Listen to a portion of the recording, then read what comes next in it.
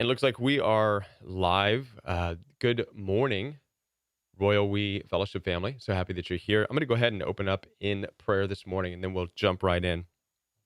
Our Father, who are in heaven, how holy is your name, and your kingdom will come, and your will shall be done here on earth as it is in heaven.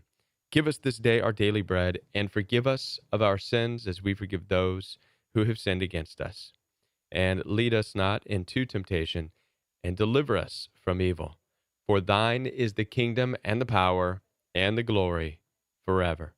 And everybody said, Amen.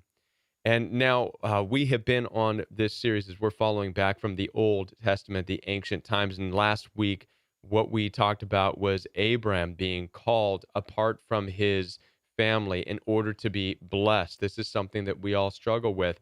He was called Abram in the ancient testimony, and many people know they recognize in different faiths, according to like Islam and Christianity, that Abraham was the father of many nations.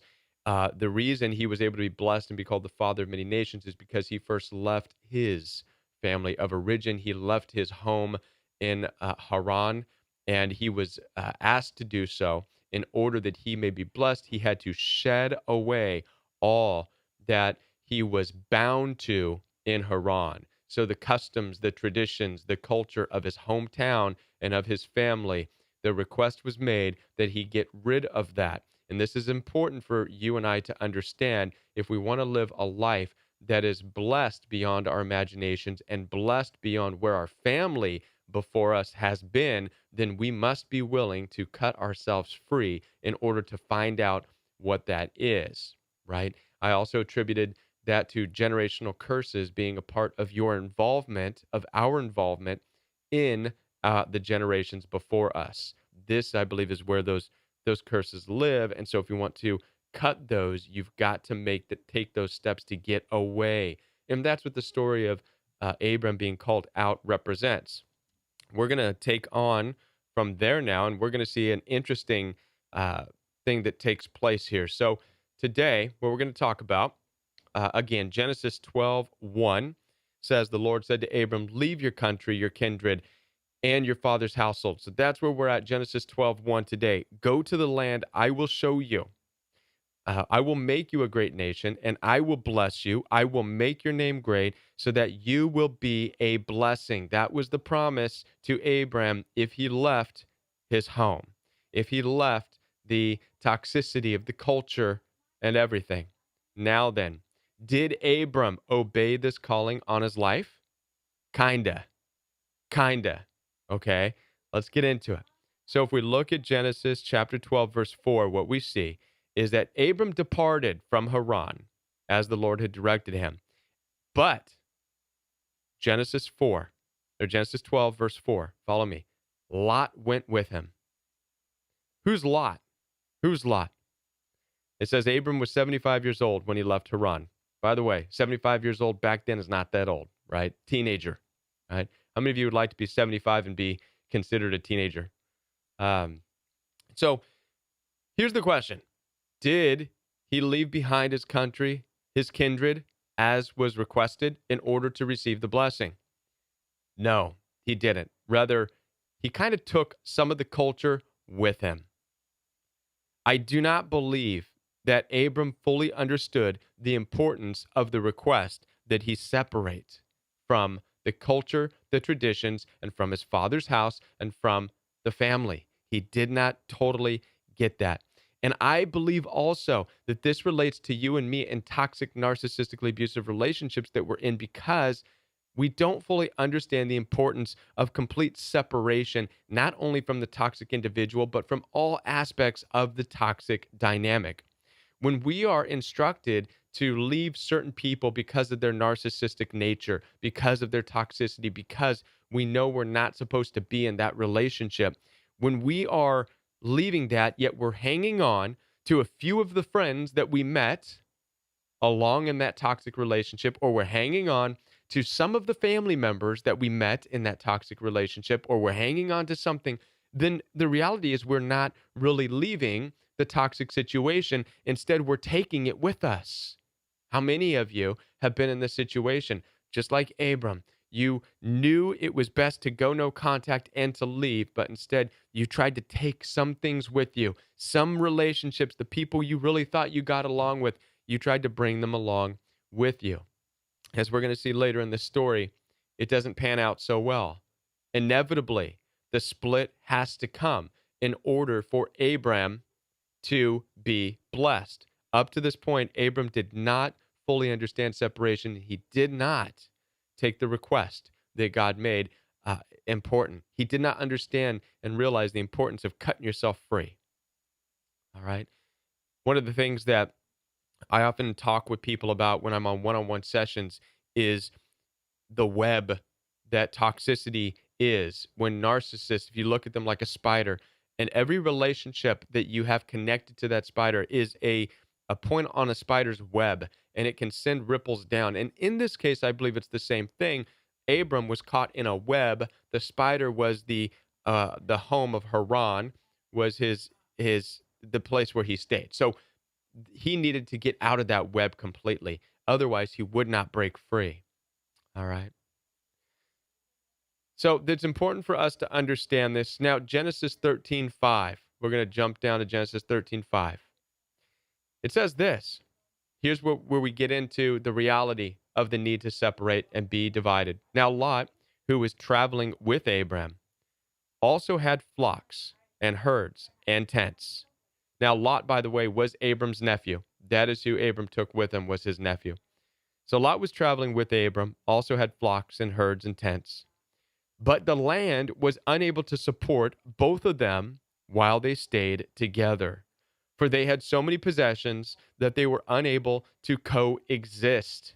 That's a strong word when it says that Abraham and Lot, his nephew, and all the things that they had between them and their possessions, they couldn't coexist. There's a lot of people who believe that if you have more possessions, if you have more things, then you might get along better in a toxic situation. No, you wouldn't. Because toxic relationships are not about what you have and what you don't have. It's about a space of existence. Toxic relationships is about a crowding of a place for position, for authority, for leadership, for attention. How many of you are aware that when you're involved in a toxic relationship, it doesn't matter what you have or what they have? Yes, narcissists like to have a whole lot of stuff and brag about that. But the reality at the root of the problem with toxic relationships is there's not enough air to breathe for everybody, according to narcissists. This is why they fight you into a position. There's not enough attention to go around. There's not enough love to go around. It creates a competition and it's impossible to coexist. And this is what we see going on with Lot, Abram's nephew, and Abram, and between Abram's people that were with him on the journey and Lot's people that were with him on the journey. They could not coexist. Why would they not be able to coexist when they all have so much stuff? Because there simply wasn't enough space for the egos to get along. And this is your picture of toxicity. It's not about having enough stuff. You can have more than enough, but the space and position in that space is what's often fought for in toxic relationships.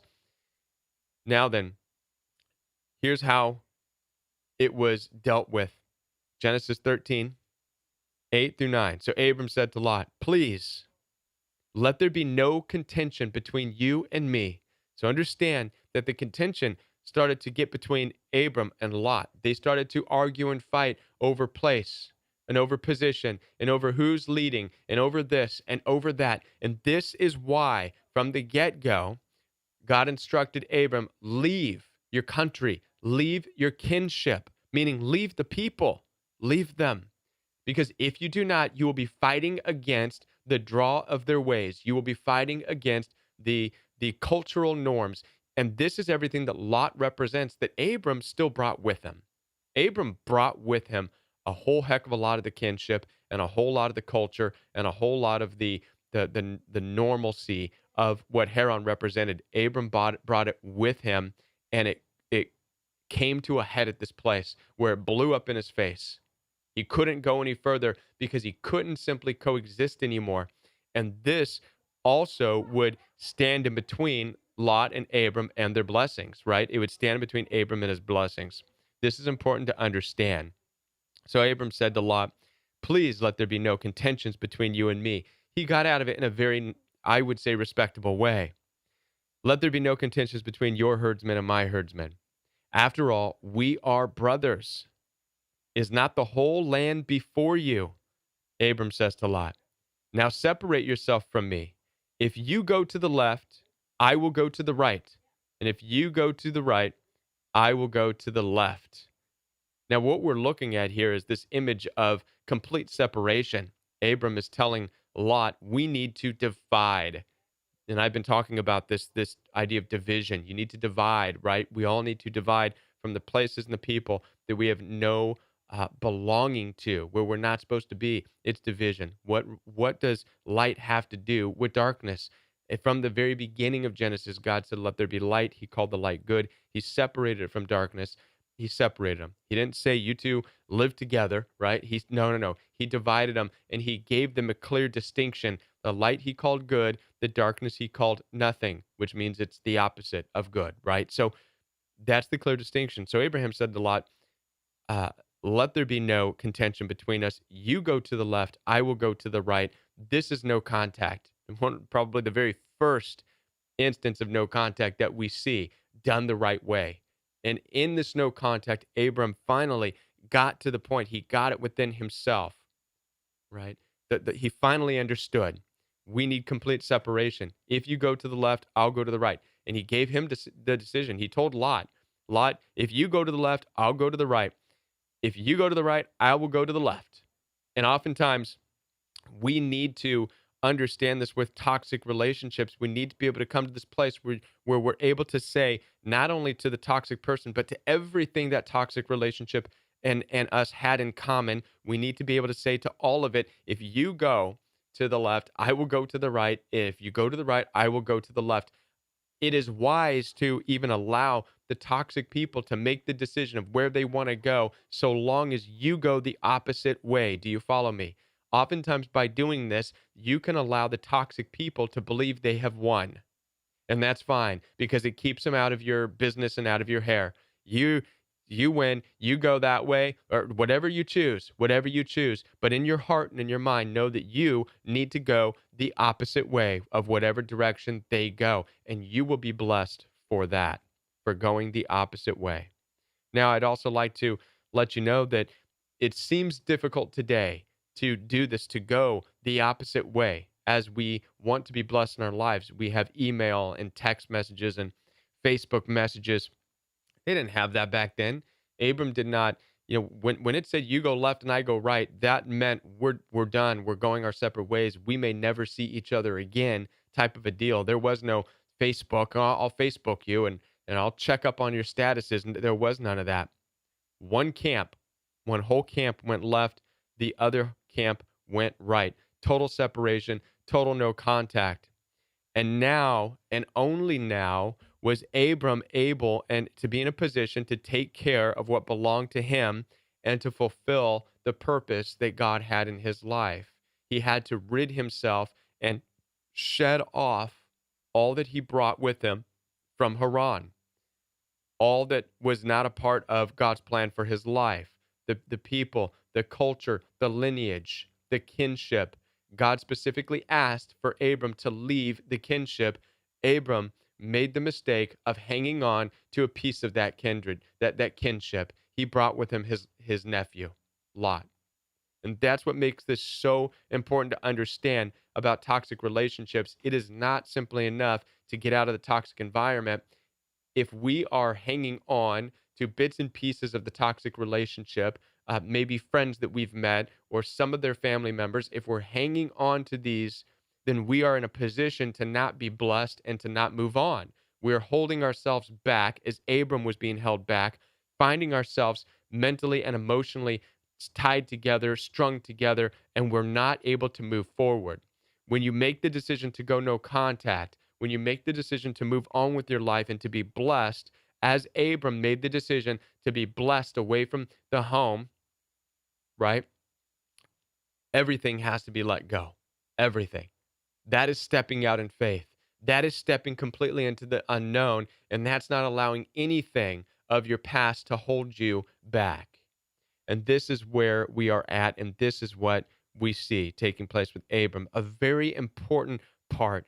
And I am truly under the impression that this is going to speak to a lot of you right now who are struggling in this place where you know you've been called out of a toxic relationship so that you can move forward and be blessed, yet you're hanging on to bits and pieces and aspects and a person here and a person there that you know you really don't need to be connected with because it draws you back mentally, emotionally, or even spiritually.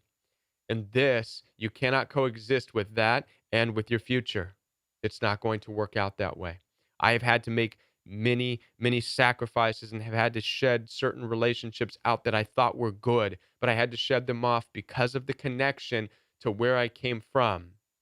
I had to shed those relationships, and I have been more blessed and more free to move forward into the direction that God has called me to move to as a result of letting these relationships go. And once again, in a non-hurtful way.